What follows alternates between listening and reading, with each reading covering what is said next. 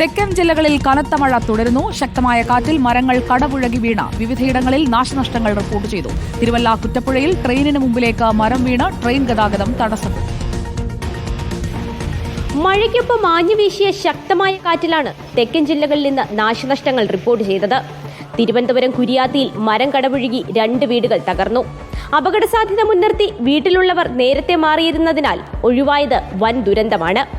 തിരുവല്ല കുറ്റപ്പുഴയിൽ ട്രെയിനിന് മുൻപിലേക്ക് മരം കടപുഴകി വീണ 3/4 മണിക്കൂറോളം ട്രെയിൻ ഗതാഗതം തടസ്സപ്പെട്ടു. കൊല്ലം മടത്തറ തേരിക്കടയിൽ മരം കടപുഴകി വീണതോടെ റോഡ് ഗതാഗതവും മണിക്കൂറുകളോളം തടസ്സപ്പെട്ടു. തിരുവനന്തപുരം കാട്ടാക്കട, വർക്കല, അയിരൂർ എന്നിവിടങ്ങളിലും ശക്തമായി വീശിയ കാറ്റിൽ മരങ്ങൾ കടപുഴകി. ആയൂർ MC റോഡിൽ വെള്ളം കയറിയതോടെ വാട്ടർ അതോറിറ്റി പൈപ്പിടാൻ വേണ്ടി കുഴിച്ച ഭാഗത്തു നിന്നും റോഡിന്റെ ഒരു വശം ഇടിഞ്ഞും അപകടമുണ്ടായി. കൊല്ലം ജില്ലയിലെ മലയോര മേഖലകളിലും വ്യാപക കൃഷിനാശമാണ് ഇന്ന് റിപ്പോർട്ട് ചെയ്തത്.